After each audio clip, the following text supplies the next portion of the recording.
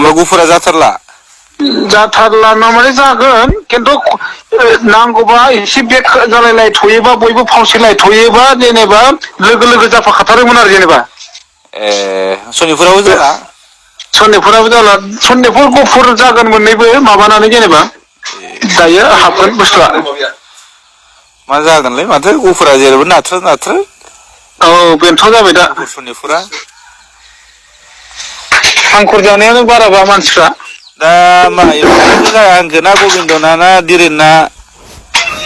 माया जाया होननाया रावबो जाया होनाखै जाया होननाया रावबो जाया होनाखै जोंना होनबाय थादों गुफुरखौबो खनसेनो सोफानानै सक्तिखौ खालामनो नांगौबा लेट जाथों एसे दिरेनना जोंना औ बेबायदि आरो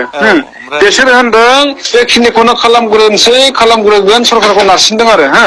ओमफ्राय औ प्रमद सारमोननिया गबिन्दमोननिया बेबायदि नांगौ कमिसन बहायनायनि गेजेरजों बेखौ सोनायनि मोनसे माबाखौ लाबाय सरखारा ओंखायनो बेखौ खालामग्रोनोसै बिसिना आथुरा बिदि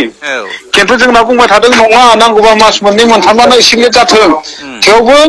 खनसेनो नांगौबा खालामखानि उनाव सोनाय मानायजों माबा गैया खनसेनो खालामखानि जोंना प्रस्ताबा बे खिन्थु दा बिसोरो आरो हांखुर जानाया बारा जाबाय थायोना माबाजों एबसुजों गबिन्दजों औ जोङो मैदेर बिबाय थायो जों माबा बिबाय थायो ओमफ्राय बिसोर गनायखौ बिना होबाय थायो बेनो जाथ'सिगोन बेनो जाग्रोगोन बेबायदि जाबाय थायोना दा बावसो माबाया थाथ'दोंब्रा थेवबो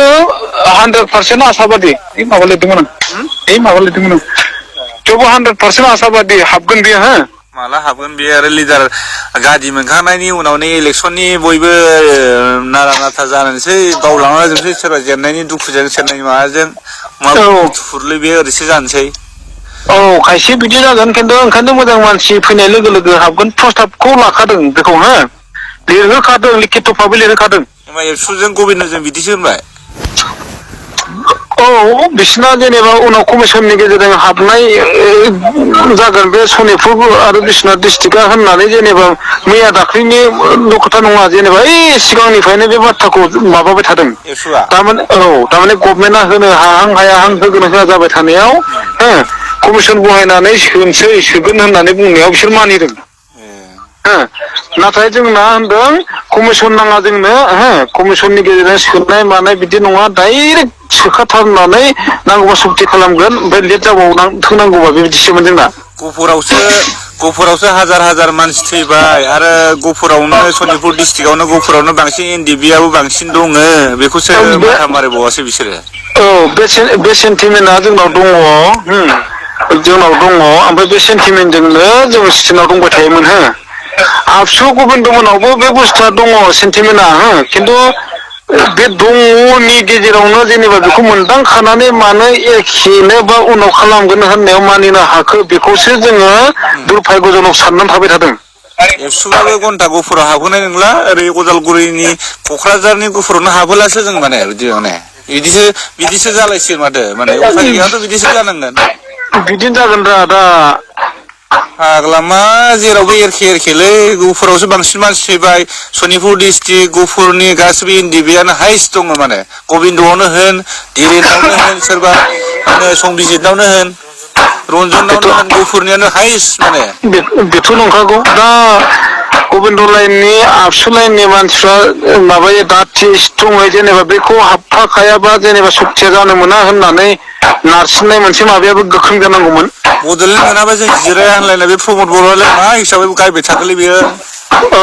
बेनोथ' जादों दा आरो मोनसे गोदान एकर्ड जाबावगौ नामा लान्थायाथ' होनबाय बे जाखांनायनि उनाव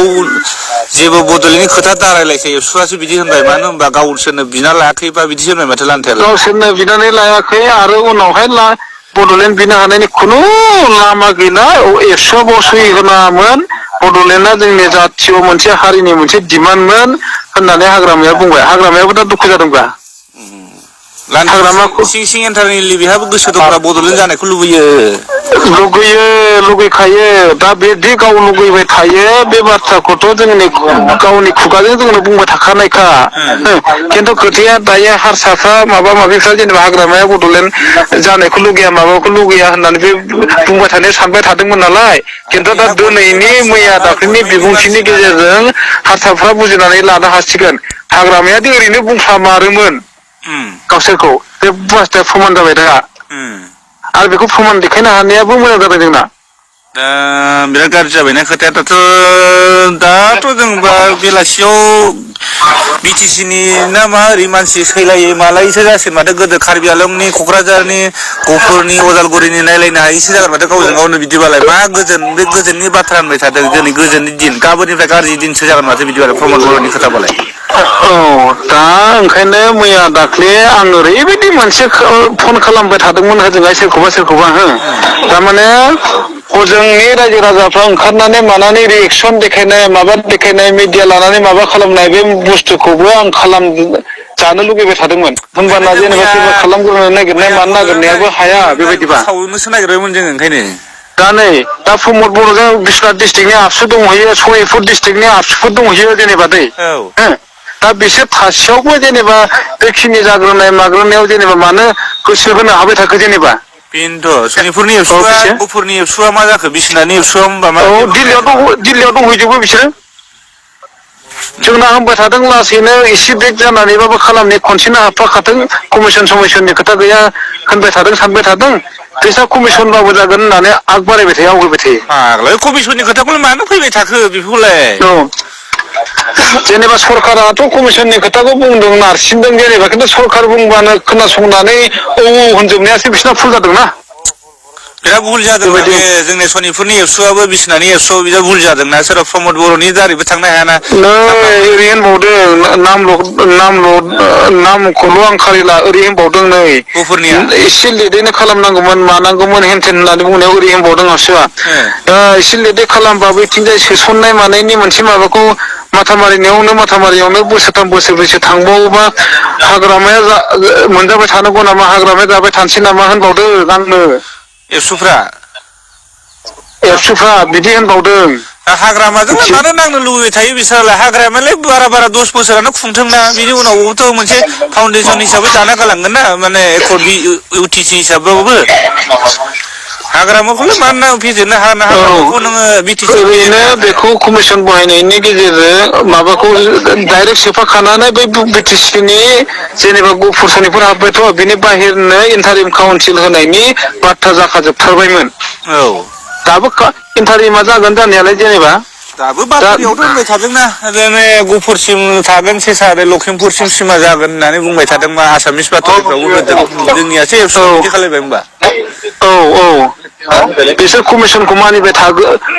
मानिनानै थाग्रोबाय थादों सरकारा नारसिननायाव बेबायदि दा रन्जनाथ' जोबनानै दोननानै दाउसो संबिजिर मोनाबो बे सावरायग्रा मोनाबो आनला सानला फैनानै डाइरेक्ट जेनेबा सिबिआइनि जिम्मायाव थानानै माबानि आइबिनि जिम्मायाव थानानै सहि होनांनायसोना मेना जोंनि आरो आबसु आरो बिसिनि अपेन उदां मोनसे माबायाव थानो मोननाया बे मोनथाम हान्जायासो नालाय गतिके बिसोरो स्टेनाव थाबाय थालायबानो जायो दा स्टेनावनो थायाबा जोंखौसो जाला मोनला बिसिना सहि मोनला होनना बुंबाय थायो जोङो एक्सटेनसननि बाथ्राखौ लानानै माबा खालामबाय थादों गावजों गाव नारसिनलायबाय थानांगौ सोरबा एबसुखौ सोरबा प्रमदखौ सोरबा धीरेनखौ सोरबा हाग्रामाखौ सोरबा गबिन्दखौ गावजों गाव मानो बखिलायबाय थायो बिसोरलाय दिनैनि दिनावबो आरो नार्भास जानाङा जागोन बेबो जानायालाय खिन्थु खनसेनो हाखानायखौ जरे दिमाव खालामबाय आरो बेल'सो दुखुनांथाव जादों आरे बिनि ओमफ्राय चान्सआनो गैला उनावलाय मा चान्स गोदो माथो बिटिसि रेकर्डनिफ्राय दिनैसिम खै बोसोर जाखो आजि 16-17 बोसोर जालांबाय बिसिनिफ्राय बिटिसिनिफ्राय नै दा आरो इउटिसि मोननो गोनाङाबो बेबो बेसेबां गोबाव जाबाय बेखौबो गफुरखौ सनितपुरखौ नाथार जेराव गफुर सनितपुराव बर' हाइस थैदों एनडिबि हिसाबैबो माने बर'फ्रा हाइस आरो एबसु हिसाबैबो रायजो राजाया बेसेबां थाखा फैसा खांनानै दा दुखु मोननाया दुखु मोननाया रागा जोंनाया बेल'सो सनितपुर आरो बिस्वनाथ आबसु थानानै बे हाबफाथारनांगौआ कमिसन नङालाबासिनो हाबनायनि मोनसे माबाखौ नारसिननायाव बिसोरखौ बुंनांगौ बोलो होफानांगौआ मानो फेलार जाखो सनितपुरनि आरो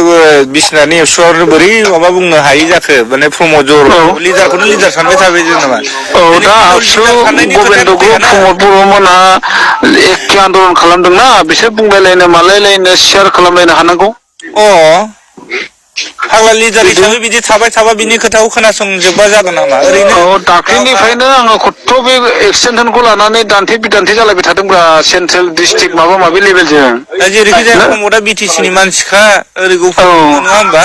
औ नोंसोर मानो गनायदों मानो लानो नागिरदों नोंसोर मानो इसेबां हांखुर जादों जोंनाथ' नैबेबायदि बिदि स्टेनाव दङ नोंसोर मानो स्टेनाव थानो हायाखै होननानै आं खथ' बुंहरदों मैयानि सानसे सिगांसो मैयाथ' बे बाथ्राखौ बुंहरासै मैया फाइनालानो जाबाय नालाय मैयानि सिगांनिफ्रायथ' आङो बुंगासिनो दं जेनेबा आंजों रायलायनायावनो आं बुंहरबाय थादों आरो जेनेबा मानो कमिसननि खोथाखौ मानो मानिदों जोंना मानियाखै नोंसोरबो स्टेनाव था होननानै आं बुंबाय थादों धीरेननि जानानै खथ' बुंबाय थादों आं डिस्ट्रिक्ट लेभेल सेन्ट्रेल लेभेल आंजों रायलायबाय थादों नालाय आं बुंबायानो थादोंमोन बेसो गाज्रि जाबायना सनितपुरनि बिस्वनाथनि एबसुफ्रा बिदि माने गनायथावनाय जानाय नङामोन आरो बे दा ओरै खालाम नोङो मोनसे डिरेक्सन ला खोनासं प्रमद बर'नाव गबिन्द मोननाव ओमफ्राय माबानि सनितपुरनि डिस्ट्रिक्टनि आबसु लिडारफोरनाव प्रेसिडेन्ट सेक्रेटारिफोरनाव